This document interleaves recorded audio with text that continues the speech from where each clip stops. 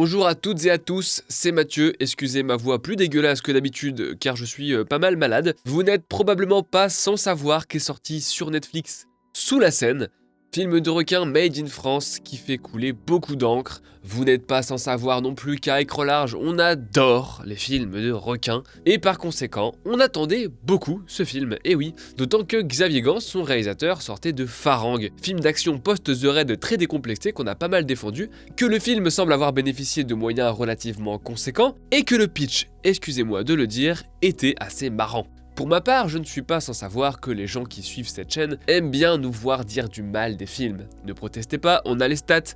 À l'heure du hate-watching, entendre des gens défoncer un film qu'on n'a pas aimé est bel et bien une activité privilégiée des internautes. Sauf qu'on arrive un peu tard et que ça sert un peu à rien d'en rajouter plus sur le sujet. Si vous voulez un avis plus fouillé de notre part sur Sous la Seine, je vous invite à lire ma critique disponible sur notre site. Donc quelques jours après sa sortie tant commentée, un autre sujet semble intéresser le public, notamment en France, c'est l'écart qu'il y aurait entre la critique française et anglophone. Il suffit de traîner quelques secondes sur Twitter pour tomber sur des comparaisons étonnées. Enfin, avant dimanche dernier, il suffisait de traîner sur Twitter quelques secondes, parce que maintenant ça a un peu changé. L'écart est en réalité impressionnant grâce à de gros titres pour le moins élogieux, qui plus est émanant de journaux institutionnels connus par tous. Deux d'entre eux en particulier ont de quoi faire tiquer, celle de The Guardian qui titre « Netflix a sorti un des meilleurs films de requins jamais réalisés » et celle de Variety qui titre « Enfin un film de requin digne de nager dans les eaux des dents de la mer ». Rien que ça.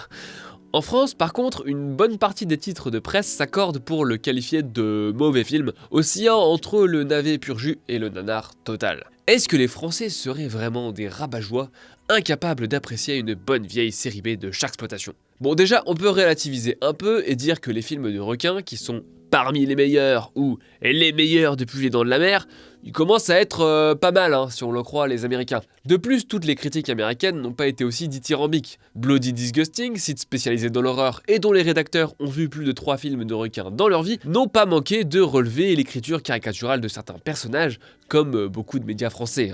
IGN ne s'est pas mouillé en parlant d'un film un peu plus haut dans la chaîne alimentaire du film de requin. Enfin, chez nous aussi, certains ont relevé les mêmes qualités que soulignées par les Américains, notamment Libération qui a vu un défouloir pré-JO, ou même Écran large, petit site qui monte malgré le silence des médias, et dont les rédacteurs se sont quand même bien fendu la poire lors d'un dernier acte qui laisse tomber les pincettes pour verser dans le film catastrophe archi-bourrin. Toutefois, il faut quand même le reconnaître, le film n'a pas du tout été aussi bien reçu en France, et dans le paysage anglo-saxon. A noter que je ne relève pas l'avis du public, parce que c'est quand même une donnée difficilement mesurable. Les agrégateurs en ligne ont d'énormes limites, de même que les commentaires qu'on reçoit de l'autre côté. En général, les gens qui commentent, c'est ceux qui sont pas contents. En plus, Netflix communique assez peu sur ces chiffres, donc c'est difficile. Si Sous la Seine révèle un truc, c'est bien la différence qu'il y a entre la critique entre ces deux zones géographiques, et c'est ça qui m'intéresse ici. Alors pourquoi ? Bon alors, première hypothèse, la barrière de la langue. Ah oui, c'est tout con, mais la critique française a remarqué des dialogues pour le moins artificiels, et il y a de grandes chances que les rédacteurs de The Guardian ou Variety ne parlent pas français, se fient à des sous-titres et ne relèvent pas forcément ce défaut. Ok, donc je chipote, mais c'est quand même à prendre en compte. Deuxième hypothèse, la plus plausible, la politique. Chez nous, le truc débarque comme un pavé dans la mare, au milieu d'une certaine, disons, défiance envers l'organisation des Jeux Olympiques, et forcément la satire qu'il déploie ne nous paraît que moins efficace. Je veux dire, l'article de Variety dit que la présence d'un requin dans la Seine donne des insomnies à Macron. Je suis pas certain, pas certain non plus qu'ils aient reconnu le mix Anne Hidalgo-Valérie Pécresse et qu'ils aient autant halluciné devant certaines scènes. Je pense à cette fameuse scène de communion entre la police et les sans-abri du bord de Seine. Ok, faut que les sans-abri dégagent pour faire le marathon à la con, mais au fond, c'est pas grave parce qu'ils s'échangent des habits et ils sont tous un peu amis finalement. Dans le climat social actuel, ça fait pas du tout hors sol. Mais vous allez me dire, certains clichés sont quand même difficiles à esquiver, notamment les personnages d'activistes dont tout le monde se serait foutu, qu'ils soient français ou américains. Il y en a même sur notre Discord qui pensent qu'ils sont responsables du score des écolos aux européennes. Pour rappel, le film ne fait pas que les caricaturer à outrance, il leur donne carrément tort, et les punit pour leur engagement, tout en jouant lui-même la carte écolo. On a vu critiques plus virulentes. Et c'est ça le truc, le film veut être à la fois un divertissement bien bourrin, et une satire un peu méchante. Sauf que c'est ce dernier point qui coince le plus. Et ça nous amène à la troisième hypothèse, celle qui est la plus plébiscitée par nos lecteurs. Les Français ont surtout retenu la composante sociale, les Américains, l'aspect série B de chaque exploitation. largement assumé par Xavier Gans.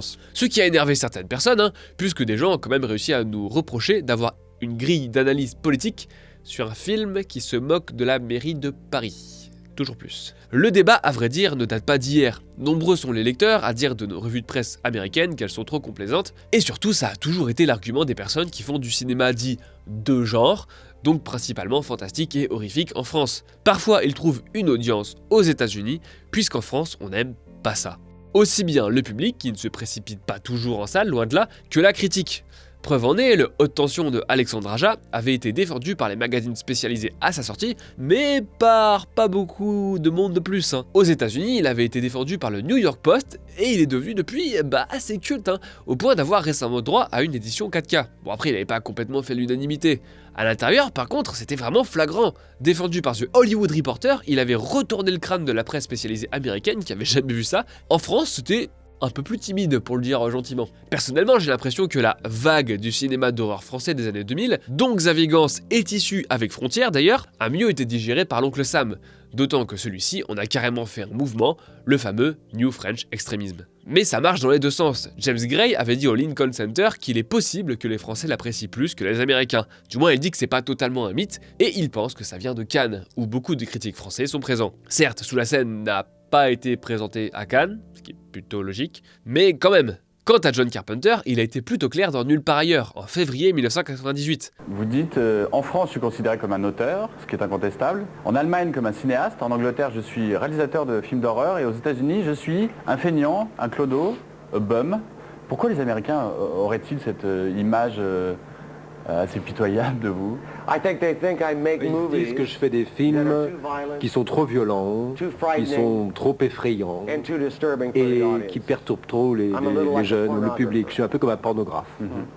Le cas Carpenter est intéressant. Dans son cas aussi, la partie de ses films qui a le plus intéressé la presse française, l'angle d'attaque privilégié de la critique de chez nous, c'est la satire, alors que les Américains s'intéressent surtout au côté films d'horreur, films de genre. Aussi bien en France que chez les cinéastes eux-mêmes, n'est-ce pas Ridley Scott, les critiques français ont la réputation d'apprécier le cinéma d'auteur et de plus globalement rejeter le cinéma de divertissement. Dans Sociologie de l'art, la chercheuse Bonnie Kern a étudié la différence de réception aux États-Unis et en France du film Kramer contre Kramer. Alors ouais, on est loin du film de requin débile, mais son analyse résume plutôt bien cette sorte de dualité qui est ressentie. Dans un premier temps, elle montre que les critiques françaises des années 80 prenaient très souvent le temps d'extraire le film de son contexte hollywoodien. Kramer contre Kramer vaut mieux qu'une superproduction américaine lambda, en gros c'est leur argument. Puis elles élaborent des stratégies pour le faire passer dans le camp, on va dire, du film d'auteur, et donc attester de sa qualité. Enfin, elle s'inscrit dans un mouvement social français, à savoir dans ce cas, les questionnements autour du droit des pairs. C'est particulièrement frappant dans le cas Sous la Seine.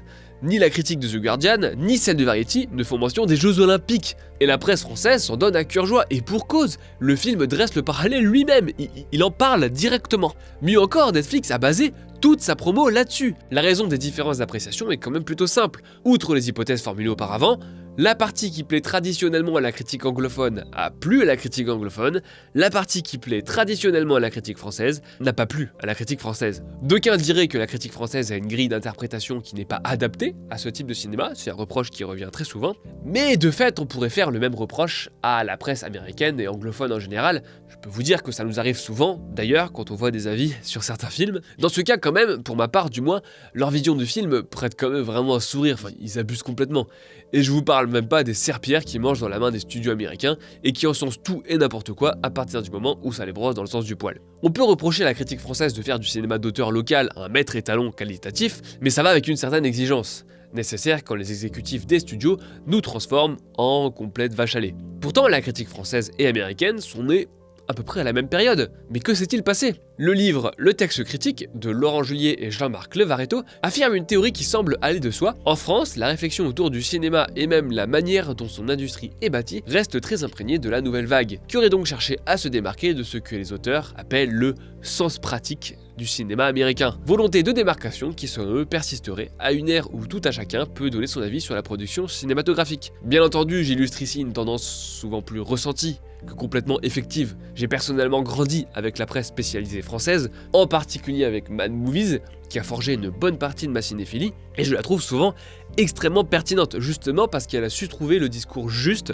sur les films que j'aime. De plus, cette opposition relève souvent également un peu du cliché, on la sort un peu à tort et à travers, que certains spectateurs ou artistes utilisent d'ailleurs pour défendre les films qui leur sont chers et qui n'ont pas eu les faveurs de telle ou telle critique. On a souvent dit, par exemple, que les critiques françaises avaient été particulièrement odieuses avec Luc Besson parce que son cinéma était trop américain, pourtant on ne peut pas dire vraiment qu'il était une tête de turc. On a même écrit un article à ce sujet. De plus, je parle de la critique institutionnelle et grand public. On vit dans un monde désormais où plein de gens très intelligents proposent régulièrement des analyses et des points de vue qui sortent des sentiers battus.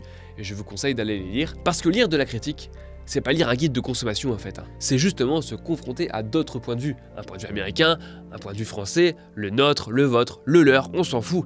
Et même sur un film aussi con et bourrin que Sous la Seine, surtout sur un film comme Sous la Seine. Pour ça, vous pouvez vous abonner à la chaîne YouTube ou venir nous lire sur notre nouveau site T'as vu Transition. Nouveau site tout beau avec encore pas mal de bugs, mais il est presque complètement terminé, promis. Vous pouvez aussi nous entendre confronter parfois violemment nos visions du cinéma dans notre podcast. L'épisode de demain sera consacré à Mad Max. À la prochaine, salut!